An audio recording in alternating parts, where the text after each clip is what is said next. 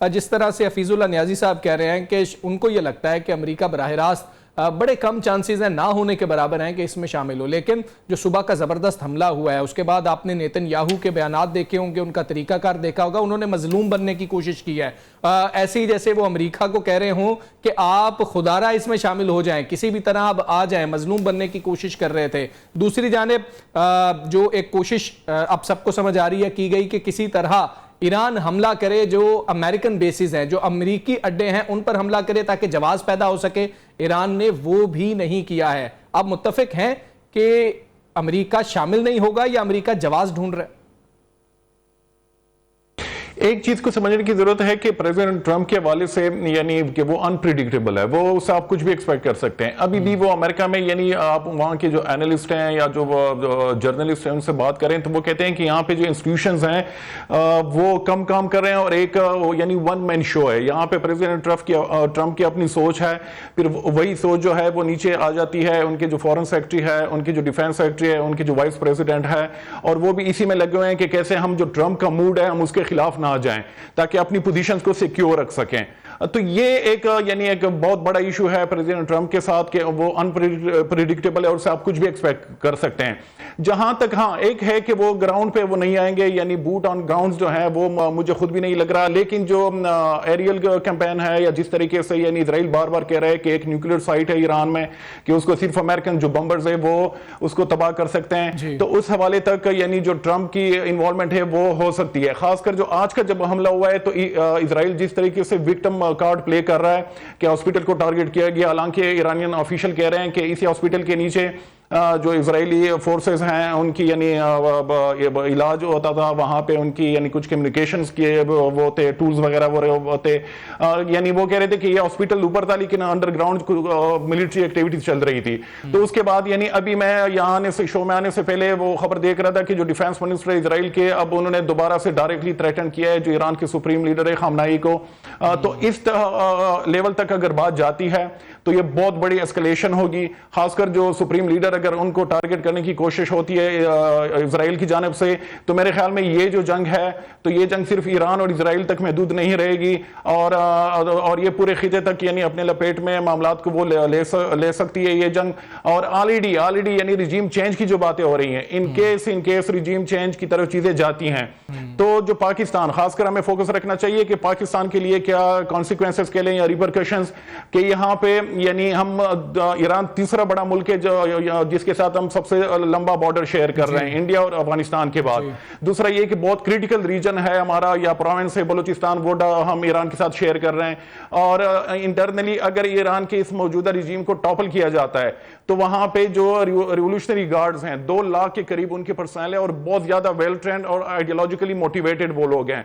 वो अगर डिसमेंटल होते हैं तो बहुत ज्यादा खदशा है कि वो चीज जाएगी यानी जिस तरह नॉन स्टेट एक्टर्स इस पूरे रीजन में ऑपरेट करते हैं। ऑलरेडी वो चीज हमने देखी थी जब सद्दाम हुसैन हुकूमत को गिराया गया तो जो सद्दाम के फौज के लोग थे तो वो या अलकायदा में चले गए या फिर वो दाइश में चले गए और उसके बाद हमने सबने देखा कि वहां के मामलात कितने खराब हुए जो अभी तक वो पूरा रीजन भुगत रहा है। तो ये इस तरह के वो हैं कि पाकिस्तान को उस पर फोकस रखना चाहिए। हाँ जहां तक मीडिएशन का तो वो है या डीएस्केलेशन में अगर पाकिस्तान को ये रोल प्ले कर सकते हैं तो डेफिनेटली करना चाहिए, लेकिन मुझे पर्सनली वो नहीं लगता क्योंकि मीडिएशन के लिए आपको ऐसे यानी पार्टी की जरूरत है जो दोनों को काबिल कबूल हो। ईरान इजराइल के साथ हमारे कोई फॉर्मल रिलेशन है नहीं, हम उसको रिकॉग्नाइज नहीं करते।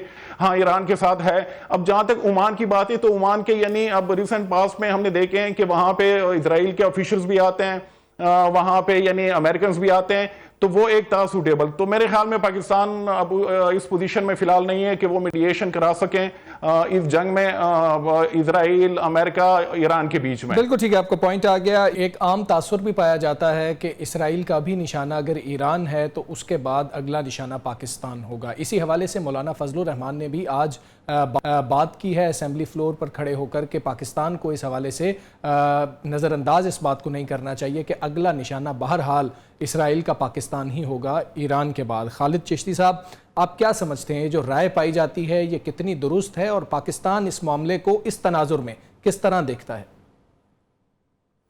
देखिए हमजा, ओपिनियन हो सकती है, इसमें कोई शक नहीं, और एक रेयर पॉसिबिलिटी वो तो ये देखना पड़ेगा कितनी पॉसिबिलिटी है, ब्राइट है या बड़ी स्ट्रांग है या रेयर है या अनलाइकली है। जहां तक पाकिस्तान अगला निशाना होने का चक्कर है, तो मैंने फिर अपनी पाकिस्तान की कुवत भी देखनी होती है मैं कमेंट करने से पहले।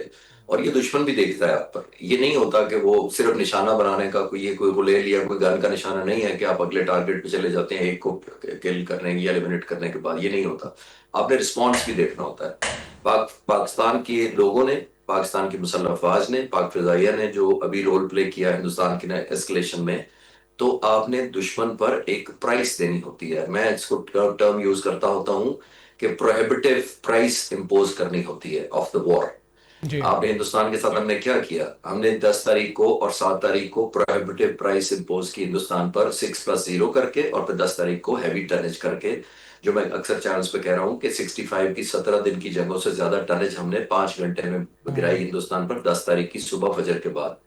हिंदुस्तान को मैसेज ये जाता है कि आप एस्केलेशन कर लें, लेकिन फिर एक कीमत है उसके साथ, एक प्राइस अटैच्ड है। इसराइल ने 45 साल से क्यों ऐसा नहीं किया कि पाकिस्तान पर हमला करता। मैं नौजवान 81 में नौजवान फाइटर पायलट था जब मैं एयरफोर्स में, तो उस वक्त भी मेरी ड्यूटी लगी थी चकलाला नूर खान एयरबेस पर, जो ठीक है। चकलाला होता था, टू प्रोटेक्ट कोहटा न्यूक्लियर प्लांट, जो हमारा उस वक्त न्यूक्लियर प्लांट एक ही जगह थी हमारी, डॉक्टर कदीर खान वहीं पे शायद काम करते हो।